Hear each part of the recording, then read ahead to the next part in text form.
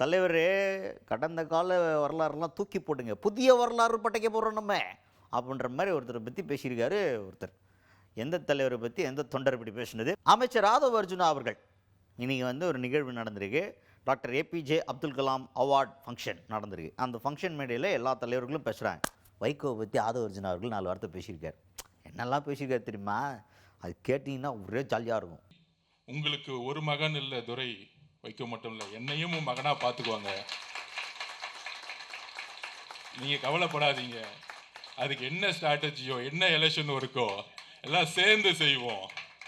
ஏதோ தமிழக வெற்றி கழகம் மட்டும் தனியா என்பது தேர்தலில் பயணிக்க போறதில்லை. நாம் எல்லாம் சேர்ந்து இனி எதிர்காலத்தில் எந்த தேர்தல் வந்தாலும் 65% இந்த கூட்டணி வெற்றி பெறும். எழுதி வைத்துக் கொள்ளுங்கள், எழுதி வைத்துக் கொள்ளுங்கள். உள்ளாட்சி தேர்தலா இருக்கட்டும்,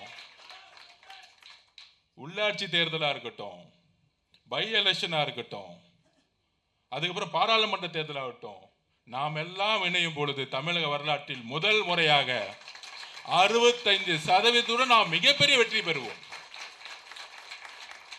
எதிராளிகளுக்கெல்லாம் நீங்க பேசி டைம் வேஸ்ட் பண்ணாதீங்க. அந்த அளவுக்கு ஆப்போசிட்ல யாரும் இல்லை. உங்களோட விளையாடுற அளவுக்கு கலைஞரோட அது முடிஞ்சிருச்சு.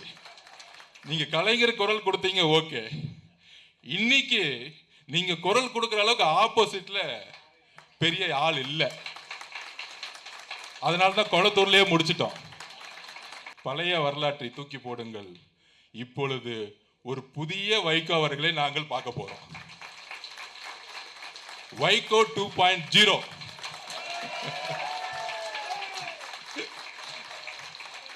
நாங்க உங்களுக்கு பலமா இருக்கிறோம், நீங்களும் எங்களுக்கு பலமா இருக்கீங்க. ஐஎம்எலுக்கு நாங்க பலமா இருக்கோம், ஐஎம்எல் எங்களுக்கு பலமா இருக்கு. இங்கள் ஆதிக்கம் இல்ல, நட்பும் அன்பும் எப்பொழுதும் ஒரே மாதிரி இருக்கு. அதிகாரத்துக்கான சண்டை இல்லை, எம்எல்ஏக்கோ அமைச்சருக்கு சண்டை இல்லை. தமிழ்நாட்டை காக்கக்கூடிய நட்பும் உறுதியுடன் நாம் ஒன்றுமையோடு இருக்கிறோம். இவ்வளவுதான் நம்மளுடைய அரசியலுடைய கொள்கை.